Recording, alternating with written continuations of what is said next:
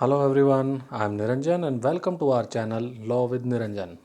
Today we are going to discuss Constitution of India Part 2 Historical Background. In previous video we discussed about the coming of the Britishers up to the Mutiny of 1857. उस video में हमने कुछ acts पे हमने discussion किया था. अब 1857 की म्यूटिनी हुई, कंपनी रूल था वो ख़त्म हो गया.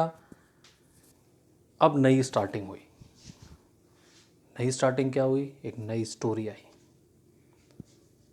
अब एंड ऑफ कंपनी रूल हो चुका था एक तरह से कि जो कंपनी की एक्टिविटीज़ से, एक्शन से परेशान होके म्यूटिनी हुई.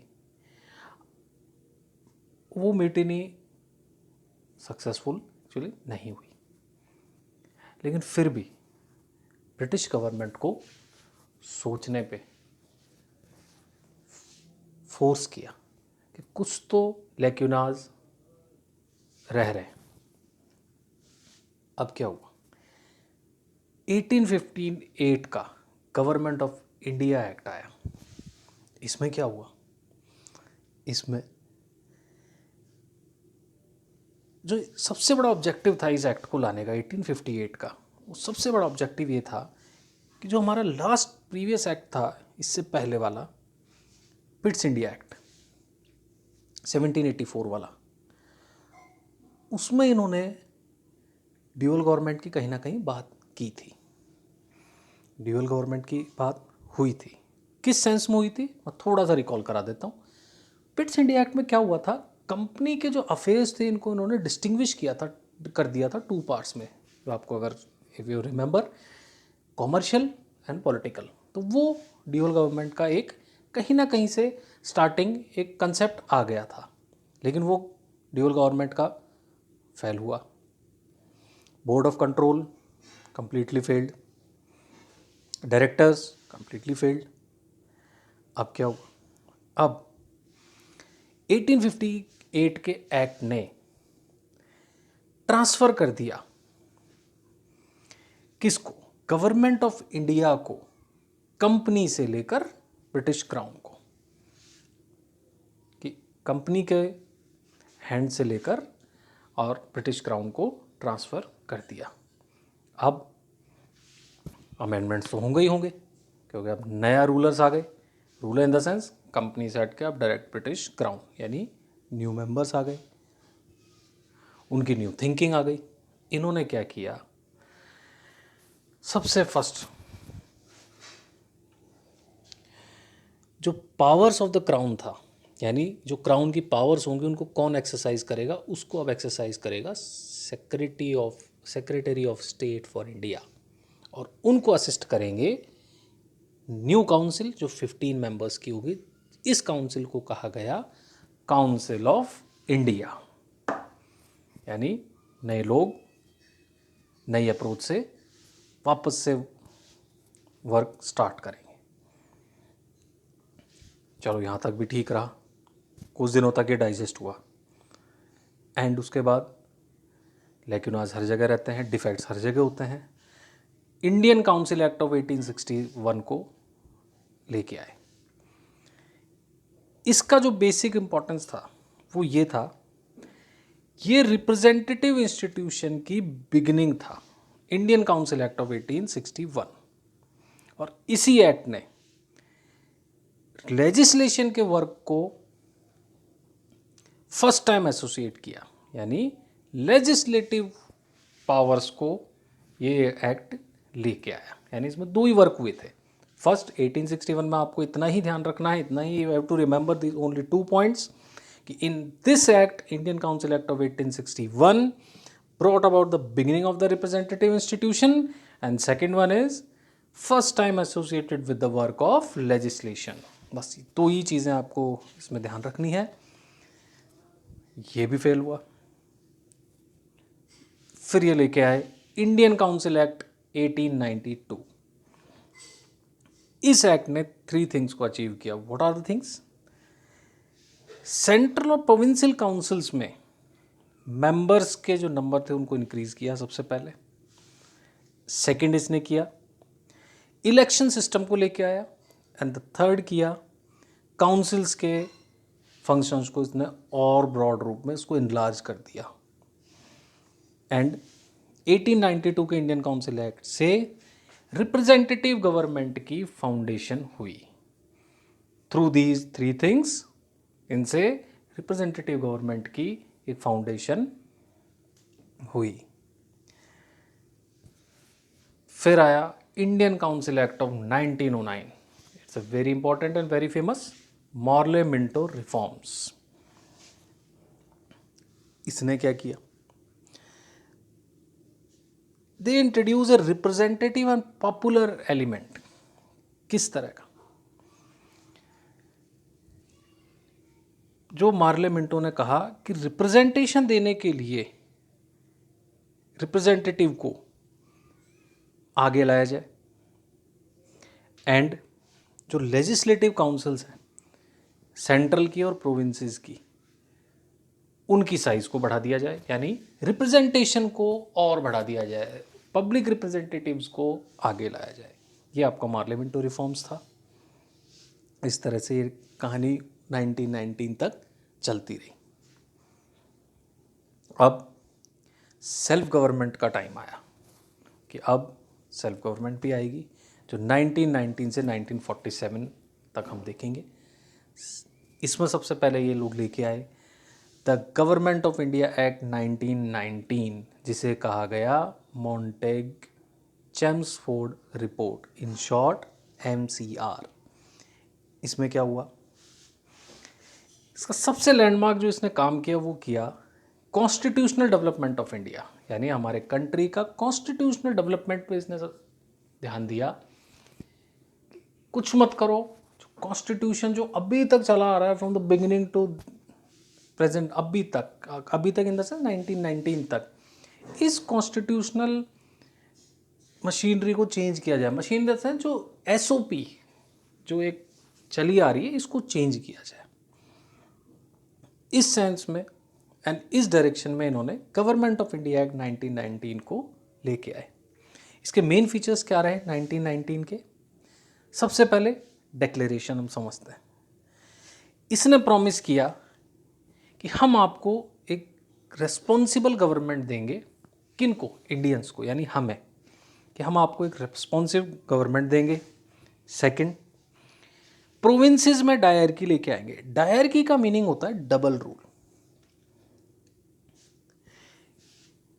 यानी means divided into central and provincial. यानी इसको इस तरह समझ सकते हैं कि डायरकी इन द प्रोविंसेस का मतलब होता है dyarchy in the sense double rule, यानी सेंट्रल गवर्नमेंट और प्रोविंस की, यानी स्टेट गवर्नमेंट के सेंस में आप समझें इसको कि टू पार्ट्स में इन्होंने डिवाइड किया, centre and state. Central government कौन थे? सेंट्रल गवर्नमेंट का मतलब था कि एक सेंटर की एक गवर्नमेंट बनेगी और वो रेस्पॉन्सिबल होंगे ब्रिटिश पार्लियामेंट के। किसके through? Secretary of state. Bicameral legislature होगा, यानी 2 टाइप्स का इसमें हाउसेज होंगे। काउंसिल ऑफ स्टेट, जिसे अपर हाउस कहा जाएगा, जिसमें 60 मेंबर्स होंगे। इन 60 में से 34 इलेक्टेड होंगे, एंड जो लेजिस्लेटिव असेंबली जो सेकंड हाउस है वो लोअर हाउस। इसमें होंगे this lower house composed of 144 members. In 144 members में से 104 जो होंगे वो इलेक्टेड होंगे और रेस्ट नॉमिनेटेड होंगे। अब जो नॉमिनेटेड मेंबर्स होंगे उसमें 26 तो ऑफिशियल्स होंगे, एंड जो दोनों हाउस की हम बात कर रहे हैं, upper house and lower house की, इनकी पावर्स को इक्वली डिवाइड किया जाएगा, एक्सेप्ट एक वीटो पावर होगी बिल पे। यानी veto power to a bill का मतलब होता है कोई बिल पास हुआ उसको हमने रोक दिया, वो सिर्फ मिलेगी लोअर हाउस को। इससे क्या हुआ? जैसे फाइनेंशियल बिल जो बनते थे उनकी पावर्स दोनों हाउसेस को दी गई। इससे क्या हुआ? एक सेंट्रल लेजिस्लेचर का एक आउटलाइन तैयार हुई सेंट्रल गवर्नमेंट के कंसेप्ट से। फोर्थ हम देखते हैं, structure of government to remain unitary, means जो सेंट्रल लेजिस्लेचर था उसका पूरा जुरिस्डिक्शन ऑल इंडिया था और उसको वैलिडेट नहीं किया जा सकता था, उसकी वैलिडिटी को चैलेंज नहीं किया जा सकता था। अगर कंट्रोवर्शियल कुछ मैटर हो गया है तो उसको गवर्नर जनरल डिसाइड करेगा, ना कि कोर्ट डिसाइड करेगा। ये मान लो कोई सब्जेक्ट है कि भाई सेंट्रल गवर्नमेंट सेंट्रल का है या कोई ये प्रोविंसेस का है, इनसे रिलेटेड गवर्नर जनरल डिसाइड करेगा। तो हम ये कह सकते हैं कि इस स्टेप से भी गवर्नमेंट ऑफ इंडिया यूनिटरी रही, सेंट्रलाइज रही। किसकी हेल्प से? गवर्नर जनरल और उसकी काउंसिल से। लेकिन फिर भी डिफेक्ट्स तो कहीं ना कहीं रह ही जाते हैं। डिफेक्ट ये रहे 1919 के कि जो रेस्पॉन्सिबल गवर्नमेंट की जो हमारी डिमांड थी वो फिर भी पूरी नहीं हुई, और जो डायरकियल सिस्टम ये जो लेके आए थे सेंट्रल का प्रोविंसेस का, वो फेल हो ही गया। अब क्या हुआ? फिर भी सिस्टम चलता रहा, अपोज होता रहा। उसके बाद ये लोग लेके आए साइमन कमीशन को। अभी साइमन कमीशन क्या था कि कोई भी रिफॉर्म्स थे उनको अप्लाई करने के लिए ब्रिटिश गवर्नमेंट ने एक स्टैट्यूटरी कमीशन अपॉइंट किया, जिसे साइमन कमीशन कहा गया। और ये हर 10 ईयर्स में आता था, यानी ये 10 सालों के लिए बनता था। इसने अपनी रिपोर्ट दी 1927 में, और इसको हेड किया था कमीशन को सर जॉन साइमन ने, उनके ही नेम से किया आया। थोड़ा सा और अमेंडमेंट हुआ इनकी रिपोर्ट्स पर, और फाइनल रिपोर्ट जो सबमिट हुई वो 1930 में हुई। इन्होंने क्या कहा कि एक ही सोल्यूशन है कि 1935 आ चुका था, आने वाला था, नियर बाय थे हम, एक नया एक्ट लेके आए, government of India act 1935। This is a very very important act, government of India act 1935 is also known as mini constitution of our country. इसमें ये फुली लेंथी डॉक्यूमेंट था, डिटेल्ड था, और 321 सेक्शंस थे एंड 10 शेड्यूल थे। इस 1935 act का जो बेसिक फीचर था वो ये था कि सेंटर का पार्शियल रेस्पॉन्सिबिलिटी को इन्होंने इंट्रोड्यूस किया, प्रोविंशियल ऑटोनॉमी को इन्होंने क्लियर किया, और ऑल इंडिया फेडरेशन का ये लोग कंसेप्ट लेके आए। क्या लाए? बेसिक फीचर देखते हैं। जब हमने अभी देखा था the all India federation, through this act इन्होंने ये कहा कि अब एक ऑल इंडिया फेडरेशन होगा, यानी एक सेंट्रल गवर्नमेंट होगी, पूरा जितना इंडिया है अपना उसका एक फुल, एक सारी प्रोविंसेस को मिला के एक ऑल इंडिया इनका फेडरेशन होगा। सेकेंड ये लेके आए, सेंटर के अंदर डायरकियल सिस्टम लेके आए। डायरकियल सिस्टम यानी 1935 के एक्ट ने जो प्रोविंशियल लेवल पे भी जो डायरकियल सिस्टम था उसको ख़त्म किया, यानी अबॉलिश किया, and they introduce this system in centre. और जो सेंटर की जो एग्जीक्यूटिव अथॉरिटी थी वो गवर्नर जनरल के टाइप में सामने आई। और यहाँ पर जो फेडरल सब्जेक्ट थे, फेडरल यानी कि सेंटर के जो सब्जेक्ट थे, उनको अब 2 कैटेगरीज में डिवाइड किया, reserve and transfer. Reserve subjects में और ट्रांसफ़र से, यानी रिजर्व और ट्रांसफ़र का मीनिंग हुआ कि रिजर्व ये तो हमारे पास ही रहेंगे, ट्रांसफ़र यानी कुछ काम आपको हम दे देंगे। जैसे जो रिजर्व सब्जेक्ट्स के अमेंड जो डिपार्टमेंट्स बोल लीजिए आप, या एडमिनिस्ट्रेशन बोल लीजिए रिजर्व सब्जेक्ट्स के, जैसे just example defence, external affairs, ecclesiastical affairs and tribal areas, उनसे रिलेटेड कुछ भी होगा वो गवर्नर जनरल अपने आप वो करेंगे। सॉरी, किन की हेल्प से? काउंसलर्स की हेल्प से। कौन से काउंसलर्स? जिनको गवर्नर जनरल अपॉइंट करेगा, और वो रेस्पॉन्सिबल नहीं होंगे लेजिस्लेचर के। ट्रांसफ़र सब्जेक्ट की हम बात कर लेते हैं। ट्रांसफर सब्जेक्ट को एडमिनिस्ट्रेट कौन करेगा? Governor general. किसकी एडवाइस पे? काउंसिल ऑफ मिनिस्टर्स की एडवाइस पे। और ये जो काउंसिल ऑफ मिनिस्टर्स होंगे ये लेजिस्लेचर के लिए रिस्पॉन्सिबल होंगे। फिर हम देखते हैं प्रोविंशियल ऑटोनॉमी क्या रहेगी। यानी इसने क्या किया, एक लाइन में है इसका कि this act divided legislative power between provincial and central legislature. यानी लेजिस्लेटिव के जितने भी काम होते हैं उसको इसने डिवाइड कर दिया प्रोविंसेस में और सेंट्रल लेजिस्लेचर में। यानी इसको प्रेजेंट की सेंस में अगर हम समझे, स्टेट गवर्नमेंट्स एंड यूनियन यानी कि सेंट्रल गवर्नमेंट। बस एक लाइन में प्रोविंशियल ऑटोनॉमी यहाँ से क्लियर हो गई। फेडरल लेजिस्लेचर, इसमें क्या हुआ, 2 हाउसेस। फर्स्ट हाउस था काउंसिल ऑफ स्टेट्स, सेकंड था लेजिस्लेटिव असेंबली। लेजिस्लेटिव असेंबली को लोअर हाउस भी कहा गया। And this legislative assembly consist of 375 members, 250 British Indian provinces के एंड 125 जो इंडियन स्टेट्स को रिप्रेजेंट करेंगे। इसका टेन्योर 5 ईयर्स रखा गया। Council of states upper house consists of 260 members, out of which 156 members were to represent British India, 6 representatives to be nominated by the Governor General and the rest elected directly। ये seats का डिवाइडेशन इस तरह से हुआ।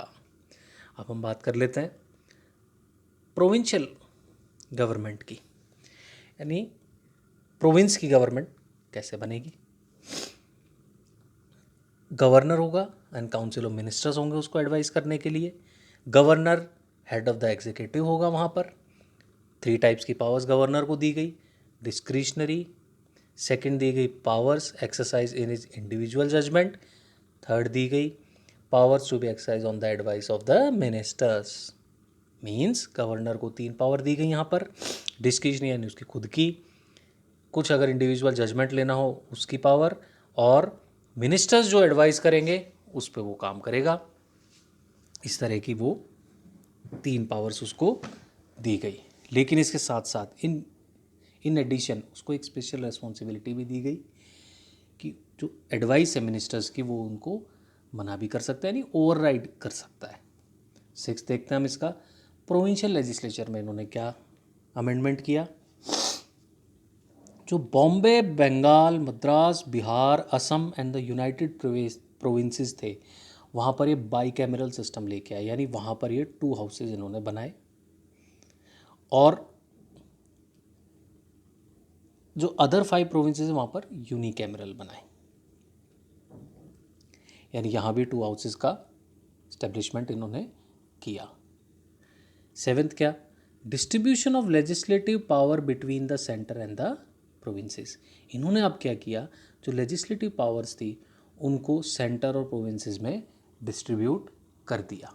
कैसे कर दिया, इन्होंने 3 डिविजन्स किए between the centre and the provinces list के रूप में, जो आज हम प्रेजेंट कॉन्स्टिट्यूशन में भी देखते हैं, federal list, provincial list and concurrent list.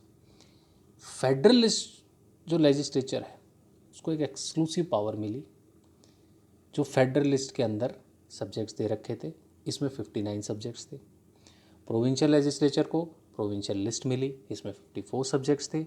Concurrent list को दोनों में डिवाइड कर दिया कि भाई ठीक है, फेडरल का मीन्स है सेंट्रल एंड प्रोविंसेस, यानी ये 26 सब्जेक्ट्स थे, आप डिवाइड कर सकते हैं। एंड सबसे इम्पॉर्टेंट, यहाँ पर फेडरल कोर्ट का फुल इस्टेब्लिशमेंट समझाया गया और किया गया। फेडरल कोर्ट में कौन कौन होंगे, federal court in the sense supreme court में, इसमें एक चीफ जस्टिस होगा, 6 अदर जजेस होंगे, और इन जजेस की जो रिटायरमेंट एज है वो रखी गई 65 ईयर्स। और सबसे इम्पॉर्टेंट, इनमें इनकी नेसेसरी क्वालिफिकेशन रखी गई कि फेडरल कोर्ट में कौन से जजेस बन सकते हैं, उनका क्या एक्सपीरियंस होगा, क्या इनका एज का क्राइटेरिया रहेगा, वो सब इसमें आया। और इन जजेस को कौन अपॉइंट करेगा, अपॉइंटेड बाय द क्राउन।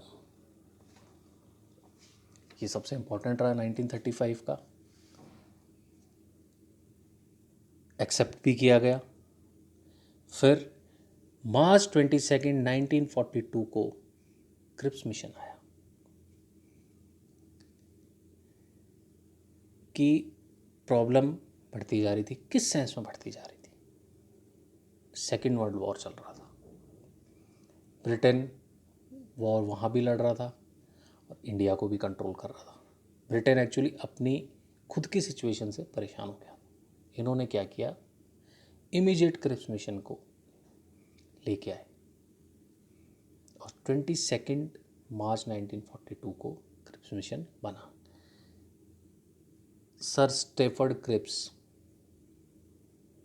इसके चेयरपर्सन बोल सकते हैं आप, जिनके नेम से क्रिप्स मिशन है। इन्होंने इंडियन लीडर्स के साथ बैठ के निगोशिएट किया और कुछ प्रपोजल्स दिए कि आफ्टर वॉर हम क्या करेंगे आप लोगों के लिए।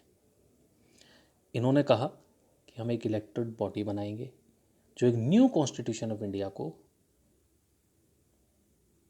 प्रिपेयर करेगी एंड कुछ प्रोविजंस बनाएंगे कि इंडियन स्टेट्स का पार्टिसिपेशन कॉन्स्टिट्यूशन मेकिंग बॉडी में हो, यानी कॉन्स्टिट्यूशन को बनाने में इंडियंस को पार्टिसिपेट का मौका मिले, इंडियन स्टेट्स को मिले।